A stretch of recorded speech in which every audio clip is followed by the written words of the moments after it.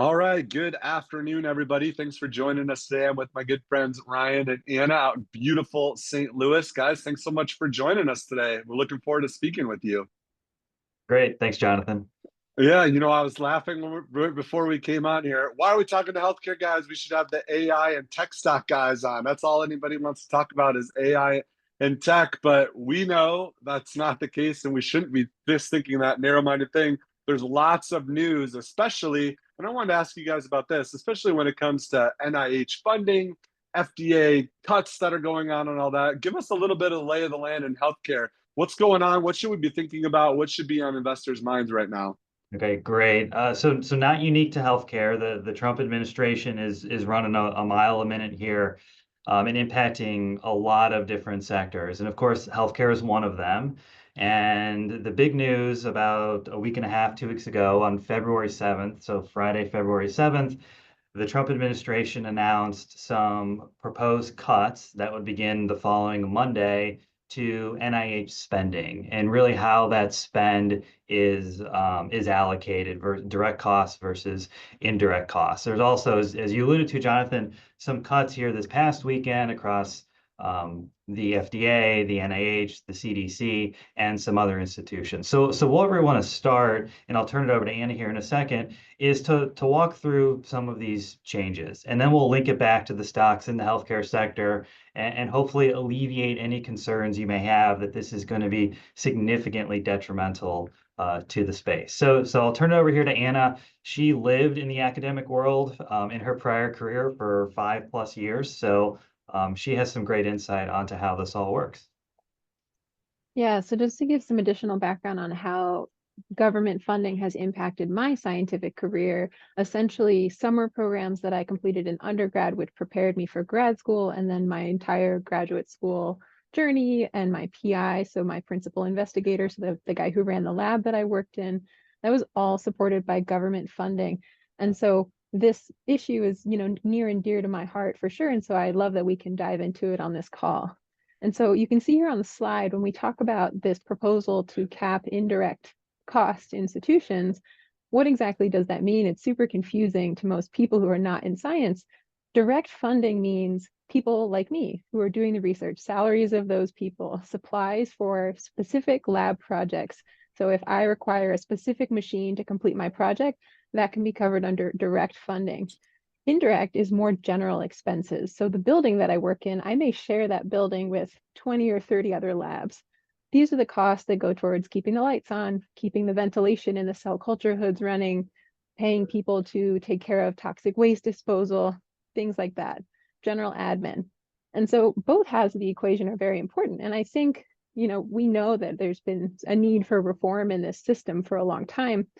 The move to cap indirect funds is really a reflection of the fact that not every institution is receiving the same dollar amount from this. So there are some institutions that receive more indirect funds as a percentage of their direct dollars awarded. And there's also institutions who rely more on these indirect funds. So for example, an institution that has a large medical center that has paying customers, or a large teaching center that has paying students, has revenue coming from other parts of the business that can then actually be funneled into some research applications. And so indirect funds may be less vital, although still important, but less vital to their operations. Whereas if you have an institution that is only research, maybe a little bit of teaching, but not a large endowment, for example, it can be a lot harder for those institutions to absorb these changes.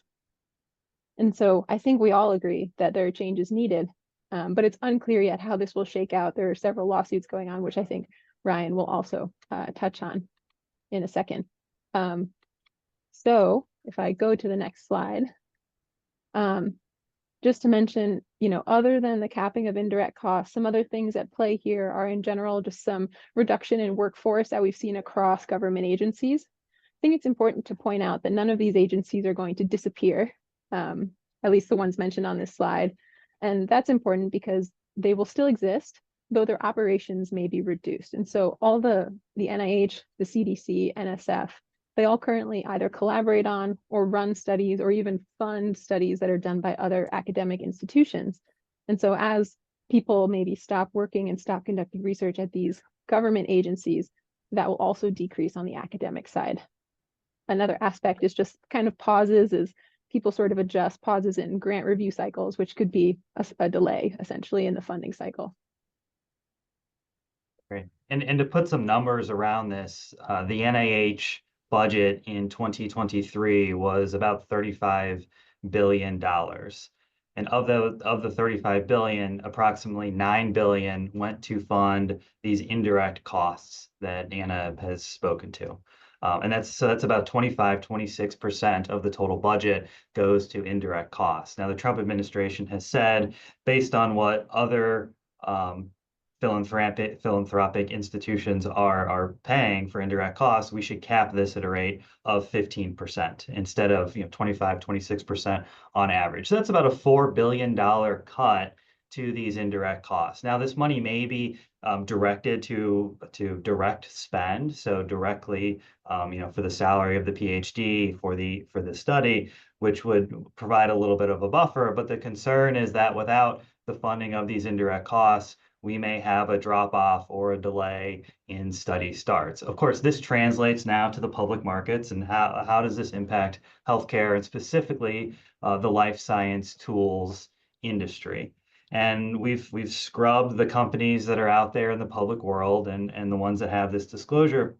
And what I would tell people is, yes, there will be an impact for the vast majority of these companies, but it depends on their specific exposure to the NIH. So the bigger players, as you'd imagine, the Thermo Fishers, the Danahers of the world, et cetera, have fairly limited revenue exposure to the NIH. So as that drops down and filters, they should be relatively insulated, we believe.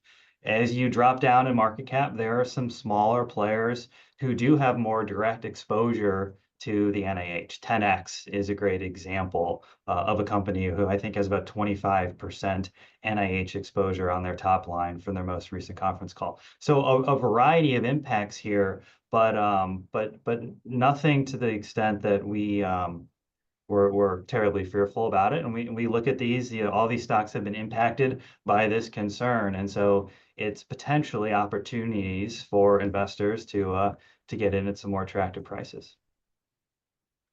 Well, that's good to know. I mean, us lay people have no idea what this stuff really means. It either is chaotic or awesome. Kind of depends a little bit on your perspective of politics as much as it does on investing. But it's nice to know where the life science tools will be impacted and some of the big players. I know Thermo Fisher's one you'd mentioned has had an okay year. Danaher's had a rougher year. I'm not sure if the funding impacts this or not, but it's definitely two stocks that are interesting to keep our head on. I'm curious for you, Anna, does this impact some of your colleagues on the research side directly in terms of keeping PhD programs running, or is this just how PhD candidates and PhD programs need to kind of budget and think of their work processes and such?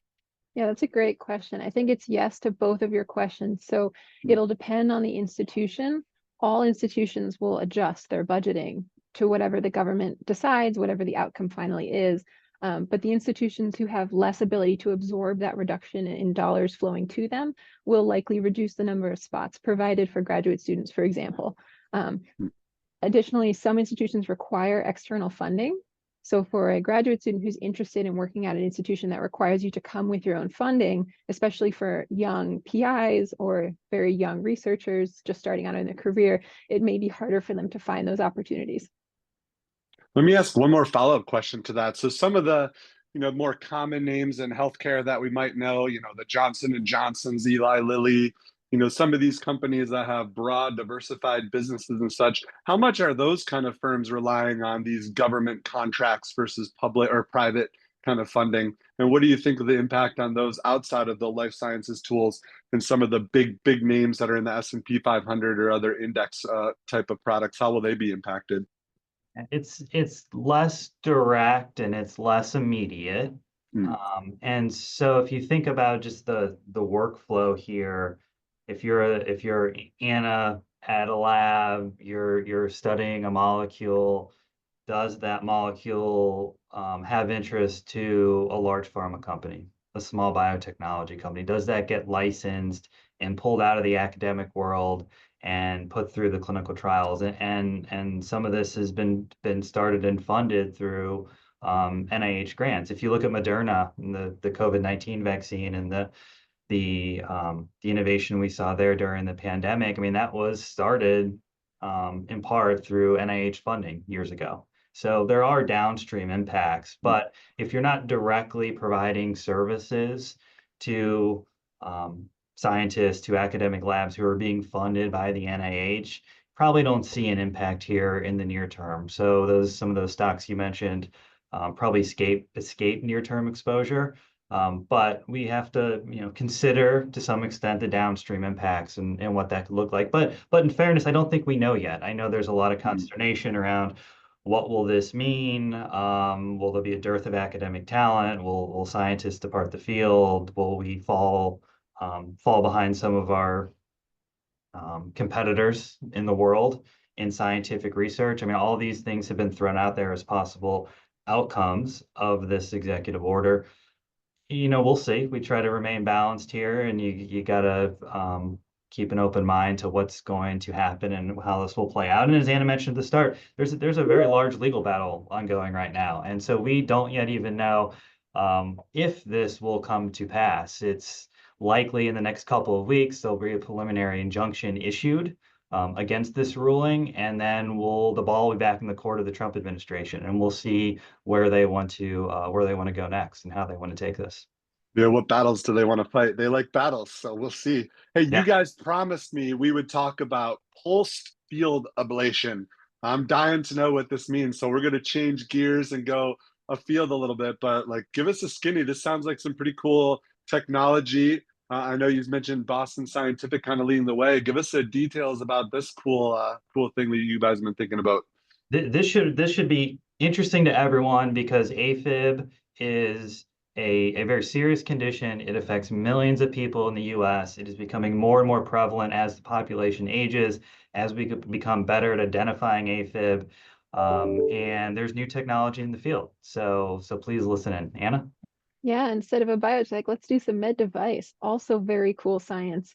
So as Ryan mentioned, AFib affects millions of people in the US, 40 million people worldwide. So this is a huge issue. And essentially what it is an irregular heartbeat that elevates the risk of stroke and other cardiovascular outcomes, negative outcomes, essentially. And so when one detects or when a doctor detects this irregular heartbeat, they typically monitor it for some time. There's some medications you can take to stop it, but all of those are only temporary fixes. And so the one permanent fix that has been basically under experimentation and approved on the market for some time in different forms has been ablation.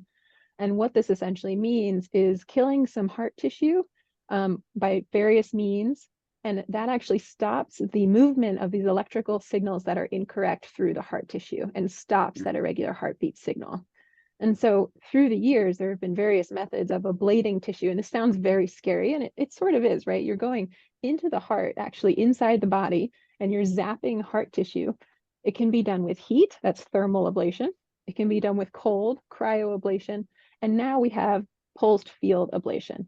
And so these heat and cold methods, they work to some extent. However, they take a lot of time to do the procedure. And they also can hurt tissues besides just the heart tissue. They can also hurt cell types in the heart that don't propagate these incorrect signals. So you can imagine instead of getting a specific outcome, you're kind of hurting a general bubble of tissue, which can have other bad things associated with it. And so pulsed field ablation, as you mentioned, there are several companies, including Boston Scientific, working on it, and now it's commercialized for the past year or two. And this technique is actually delivering a specific frequency of electricity to the heart tissue. So it's the same type of procedure, but more quickly and more directed. And so this specific frequency of energy actually manages to damage only one group of cells. These are the cardiomyocytes. A myocyte is essentially a muscle cell. So these are muscle cells that only reside in the heart, cardiomyocyte.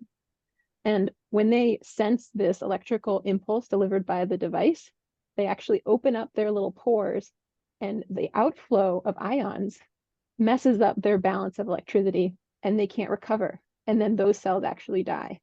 And so you are effectively doing targeted ablation, only killing the cells that propagate those incorrect signals. So when this is done correctly, it's done more quickly and it works really well compared to historical methods. And so we thought this was super exciting. No, it is super exciting. All right. Well, 40 million people worldwide means there's a lot of commercial benefits as well as just good science and good medicine for people every day. These are the kind of stuff we love. So thanks for filling us in. Well, I think we're at about time, Ryan and Anna. This has been fantastic. As always, we appreciate you guys being ready and being able. For those of you on the call, if you'd like for more information, you can see that a little survey is going to pop up right now. It's additional ways to get information if you want to speak to a salesperson with me, or if you want to get a hold of Anna and Ryan to ask more specific questions. Always glad to help you. Keep in mind, these are monthly calls. You can always go to the Alpha Watch website as well to get regular insights on some good ideas and some good news that's going on. But as always, Anna and Ryan, thanks so much for your time and all this cool stuff we talked about today. Can't wait to see what the future holds. It's going to be exciting. May we live in interesting times, as they say, right? We certainly do. All right. Well, you guys have a great day. Thanks as always. Stay warm out there, and we'll talk to you again next month. Thanks, everybody. See you next Great. time. Thank you, everyone.